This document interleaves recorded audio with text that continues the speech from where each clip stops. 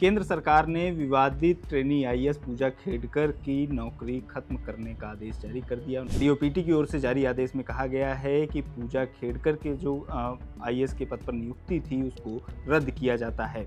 केंद्र सरकार ने ये कार्रवाई आईएएस परीक्षा नियम 1954 के नियम 12 के अंतर्गत किया है। आपको बता दें कि यूपीएससी ने 31 जुलाई को पूजा खेडकर का कैंडिडेचर रद्द किया था। इसके खिलाफ पूजा खेडकर ने दिल्ली हाई कोर्ट में अपील की थी और वहां पर उन्होंने ये तर्क भी दिया था कि यूपीएससी को ये अधिकार ही नहीं है कि उनका कैंडिडेचर रद्द करें। यूपीएससी का काम केवल परीक्षा लेना और कैंडिडेट्स का सिलेक्शन करना है। लिस्ट जारी होने के बाद वो आगे कैंडिडेट डीओपीटी के पास चला जाता है, फिर वो ट्रेनिंग पर भेजा जाता है और फिर उसको जो है काम दिया जाता है। वो सारी प्रक्रिया जो होती है वो डीओपीटी के अंतर्गत आती है। डीओपीटी जो केंद्र सरकार का एक विभाग है।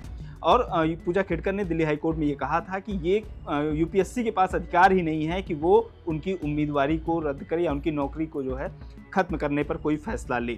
आपको बता दें कि पूजा खेडकर पर जो आरोप लगा है वो ये लगा है कि उन्होंने अपना नाम बदलकर, अपने माता पिता का नाम बदलकर, अपनी उम्र में हेर फेर करके, गड़बड़ी करके जो है कई बार परीक्षा दी। जो तय लिमिट है उससे ज़्यादा अटेम्प्ट उन्होंने दिए। इसके अलावा उन्होंने अपनी उम्र छिपाई। साथ ही साथ उन्होंने दिव्यांग सर्टिफिकेट का जो इस्तेमाल किया, विकलांगता सर्टिफिकेट का, वो भी फर्जी होने का उस पर भी आरोप लगा। हालांकि पूजा खेडकर ने दिल्ली हाई कोर्ट में ये कहा कि उनके जो सर्टिफिकेट जारी हुए हैं विकलांगता के वो सारे वैध हैं और उन्होंने जो तय प्रक्रिया है उसी के तहत वो बनवाए हैं। उनकी जांच की जा सकती है। वो जब चाहे तब एम्स में जाकर टेस्ट भी दे सकती हैं। इससे पहले यूपीएससी ने 6 बार पूजा खेडकर को टेस्ट के लिए बुलाया था, मेडिकल टेस्ट के लिए बुलाया था, जो सर्टिफिकेट उन्होंने लगाया था उसकी जांच के लिए, लेकिन पूजा खेडकर नहीं आई थी। पूजा खेडकर पर लग रहे तमाम आरोपों के बीच यूपीएससी ने 31 जुलाई तक का समय उन्हें दिया था और उन्हें बुलाया था कि उन पर जो आरोप लग रहे हैं उन पर अपना जवाब दाखिल करें, उनका क्या कहना है। जो उन्होंने उन पर आरोप लग रहे हैं कि उन्होंने फर्जी सर्टिफिकेट का इस्तेमाल किया, अपने उम्र को छिपाया, अपने जो तय लिमिट, तय अटेम्प्ट है उससे ज़्यादा उन्होंने दिया।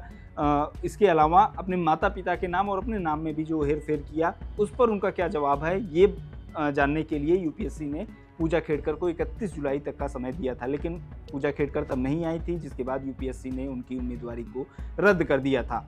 इसके बाद पूजा खेडकर दिल्ली हाई कोर्ट गई और वहाँ पर उन्होंने आरोप लगाया कि यूपीएससी के पास ये अधिकार ही नहीं है कि वो उनकी उम्मीदवारी को खारिज करे।